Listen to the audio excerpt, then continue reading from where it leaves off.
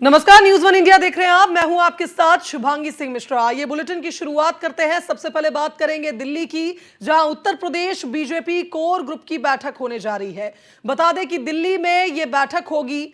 बताया जा रहा है कि इस बैठक में अध्यक्ष जेपी नड्डा, गृह मंत्री अमित शाह भी मौजूद रहेंगे। बीजेपी कोर ग्रुप की बैठक दिल्ली में होने जा रही है। इस बैठक में मुख्यमंत्री योगी आदित्यनाथ मौजूद रहेंगे। वहीं आपको बता दें कि उत्तर प्रदेश के अध्यक्ष भूपेंद्र चौधरी, केशव मौर्य, डिप्टी सीएम ब्रजेश पाठक भी इस बैठक में मौजूद रहेंगे। उत्तर प्रदेश की बची हुई सीटों को लेकर कोर ग्रुप की बैठक में मंथन होगा। बता दें कि कोर ग्रुप की बैठक के बाद चुनाव समिति की भी बैठक होगी। तो बीजेपी में बैठकों का दौर जारी रहेगा। उत्तर प्रदेश बीजेपी की कोर ग्रुप की बैठक जहां एक ओर होगी, तो वहीं दूसरी ओर यह भी बताया जा रहा है कि इस बैठक के बाद चुनाव समिति की भी बैठक होगी। सीईसी बैठक उम्मीदवारों पर मोहर लगाएगी। बता दें कि इस बैठक में आने वाले चुनाव से जुड़ी तमाम विषयों पर चर्चा होगी। साथ ही साथ उत्तर प्रदेश की बची हुई सीटों को लेकर भी मंथन होगा। बीजेपी के राष्ट्रीय अध्यक्ष जेपी नड्डा, गृह मंत्री अमित शाह भी इस बैठक में मौजूद रहेंगे। उत्तर प्रदेश की बची हुई सीटों को लेकर मंथन होगा, प्रत्याशियों को लेकर मंथन होगा। बता दें कि कोर ग्रुप की बैठक के बाद चुनाव समिति की भी बैठक होगी और इस बैठक पर उम्मीदवारों पर मोहर लग जाएगी, क्योंकि अब चुनावी तारीखों का ऐलान हो चुका है और लगभग हर राजनीतिक दल अब प्रत्याशियों की अंतिम सूची ही बनाएगा, क्योंकि जिस तरह से समय नजदीक आ रहा है, पहले चरण का मतदान 19 अप्रैल को होना है।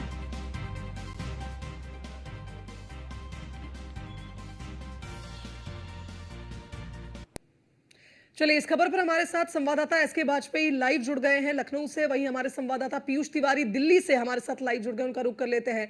सबसे पहले पीयूष, आपके पास आना चाहूंगी। आज होने वाली ये बैठक काफी अहम, क्योंकि बीजेपी की जो बची हुई सीटें हैं उत्तर प्रदेश में, उन पर मंथन होगा। साथ ही साथ ये भी खबरें हैं कि कोर ग्रुप की बैठक के बाद केंद्रीय चुनाव समिति की बैठक भी होनी है। जनता पार्टी मुख्यालय में आज महत्वपूर्ण बैठकें हैं और इसमें एक बैठक जो है वो उत्तर प्रदेश को लेकर है। कोर ग्रुप की बैठकें होने जा रही है और करीब 23 से 24 जो सीटें बची हुई हैं लोकसभा की, जिन पर उम्मीदवारों के नाम का ऐलान भारतीय जनता पार्टी को करना है, इन सीटों को लेकर आज कोर ग्रुप की बैठक में मंथन और चिंतन किया जाएगा। और इस बैठक में तमाम जो बीजेपी के पदाधिकारी हैं, चाहे बीजेपी के प्रदेश अध्यक्ष की बात करें, उत्तर प्रदेश के भूपेंद्र चौधरी, इसके साथ ही उत्तर प्रदेश के मुख्यमंत्री योगी आदित्यनाथ के अलावा दोनों डिप्टी सीएम और चुनाव के जो प्रभारी हैं, जो प्रदेश के संगठन महामंत्री हैं, उनकी भी मौजूदगी इस बैठक में रहेगी। चूंकि तमाम नामों पर चिंतन और मंथन किया गया है और सबसे बड़ी बात है कि अब की बार कयास लगाए जा रहे हैं कि इस लिस्ट में ज़्यादातर जो मौजूदा सांसद हैं उनके टिकट काटे जा सकते हैं, ऐसी भी संभावनाएं जताई जा रही है। हालांकि पिछले दो लिस्टों को देखें तो जिस तरीके से भारतीय जनता पार्टी ने तमाम मौजूदा सांसदों को रिपीट किया है, तो इस बात से ये भी उम्मीद लगाई जा रही है कि संभवतः भारतीय जनता पार्टी कहीं ना कहीं फिर से इन सांसदों को रिपीट कर दे। हालांकि देखने वाली बात होगी, खासतौर पे केसरगंज सीट की बात करें, इसके साथ ही पूर्वांचल की कई ऐसी सीटें हैं जिन पर करीब 2 से 3 दावेदार एक सीट पर कहीं ना कहीं अपना दावा कर रहे हैं, यानी कि वो लोकसभा का चुनाव लड़ना चाहते हैं। जब ये कोर ग्रुप की बैठक होगी तो इसमें तमाम नामों को लेकर शॉर्टलिस्ट किया जाएगा। इसके बाद तमाम नामों को, जिन नामों को शॉर्टलिस्ट किया जा चुका होगा, उनको भारतीय जनता पार्टी की जब केंद्रीय चुनाव समिति की बैठक होगी, संभवतः इस कोर ग्रुप की बैठक के बाद आज या संभवतः कल तक ये केंद्रीय चुनाव समिति की बैठक होने की उम्मीद लगाई जा रही है, जब प्रधानमंत्री नरेंद्र मोदी की अध्यक्षता में ये बैठक होगी। और उसमें कहीं ना कहीं जिन नामों को शॉर्टलिस्ट किया गया हो, उन नामों को एक बार फिर से प्रधानमंत्री देखेंगे और कहीं ना कहीं उन पर अंतिम मुहर लग जाएगी। तो काफ़ी टकटकी लगाए तमाम जो दावेदार हैं वो कई दिनों से भारतीय जनता पार्टी के मुख्यालय का चक्कर लगा रहे हैं। हालांकि देखने वाली बात होगी कि भारतीय जनता पार्टी इस बार जो सूची जारी करेगी, खासतौर पर उत्तर प्रदेश को लेकर, उसमें कितने मौजूदा सांसदों को फिर से टिकट देती है, यानी कि उम्मीदवार बनाती है, कितने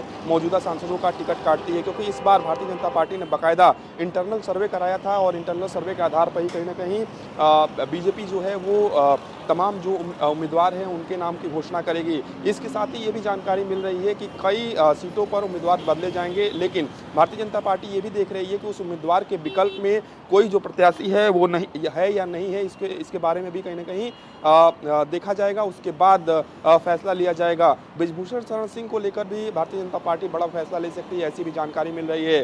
हालांकि क्या ब्रिजभूषण शरण सिंह के किसी परिवार को टिकट दिया जाता है, नहीं दिया जाता है, ये भी भविष्य के गर्भ में है। लेकिन बिल्कुल सही कहा पीयूष आपने, कई ऐसे नाम थे जिन पर लगातार चर्चाएं हो रही थी और कहीं ना कहीं असमंजस की स्थिति बनी हुई थी कि क्या ऐसे नाम अभी इस बार की जो लिस्ट है उसमें सामने आएंगे। लेकिन जिस तरह से आपने कहा कि कई सांसदों के टिकट आने वाली सूची में कट सकते हैं, देखना होगा कि आज जब ये बैठक होगी कोर ग्रुप की, उसके बाद क्या कुछ बातें सामने आती हैं। हमारे साथ एसके वाजपेयी हमारे संवाददाता लखनऊ से लाइव बने हुए, उनका रुख कर लेते हैं।